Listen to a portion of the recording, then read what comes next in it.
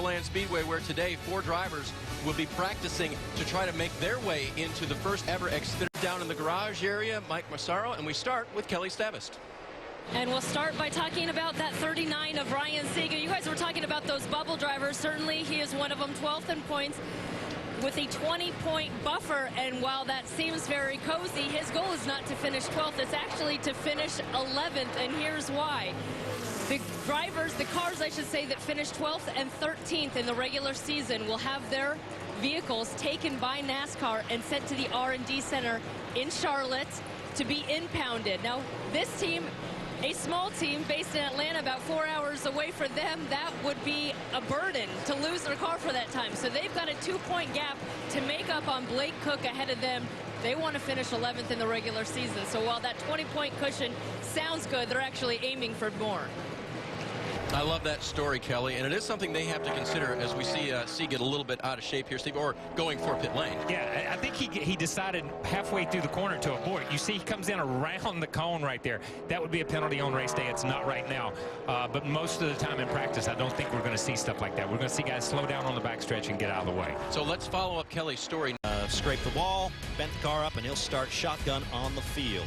Meanwhile, with one of our bubble drivers hoping to advance to the playoffs, well, Ryan Sieg is with Kelly Stavist. He's in that 12th spot, Mike, but a 20-point cushion. Blake Cook, who's above you, told me he's been a nervous wreck all week. How are you holding up? I'm cool. I'm cool and collective. We should be able to make it in. I'm not too worried. If nothing goes wrong, we should be able to make it in the chase, but you never know.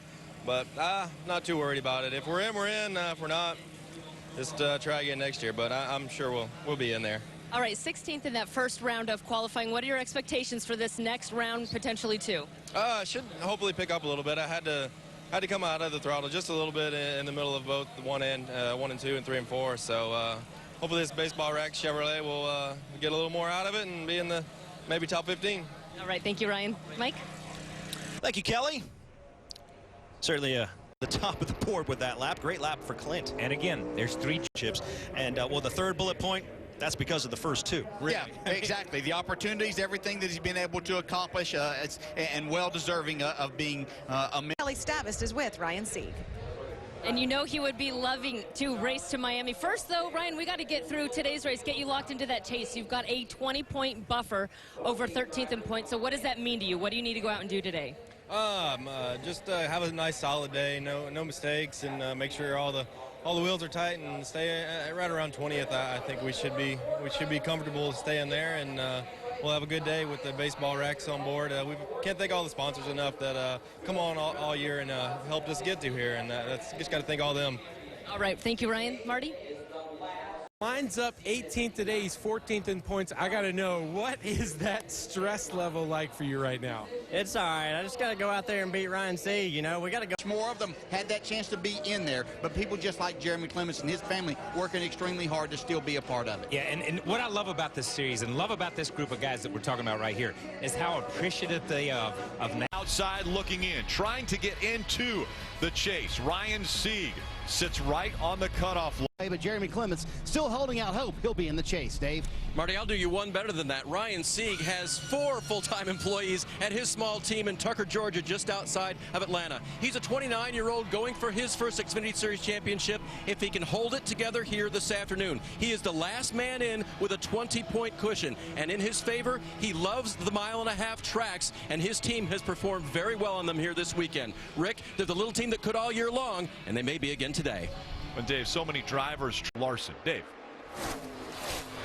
Rick, looking back to the 39 of Ryan Sieg right there, doing what he needs to do right now to make it into the inaugural Xfinity chase.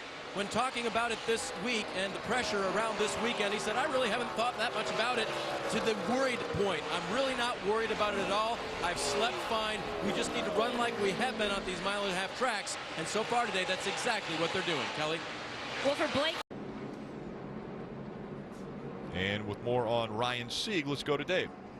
The last time he came down pit road under green, he was too fast entering. He was at 4,000 RPM by his tachometer. He's going to back it down to 3,900 the next time he has to come down at speed. He's going to come down again here to top off again on fuel, which will give him just one more stop till the end of this race. Here's the big thing. By going to the back of the line here, as they run, he's lost about half of his points gap to Jeremy Clements and Dakota Armstrong, who both run in front of him now. We'll see how it plays here. They don't award points until the end of the race, but at this point, Sieg got him back in a little bit more tenuous position.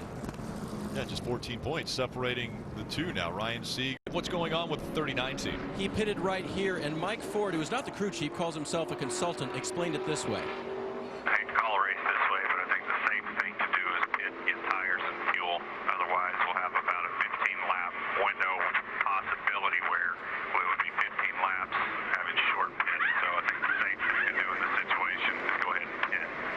Have to pit one more. Tires and Sunoco fuel. Kelly, the 39 of Ryan Sieg, gives up 13th position. He got back on the lead lap during that run. Remember, he was off strategy from earlier. He'll have a lot of adjustments to his race car to get it more secure, Marty. Dave Joey Logano all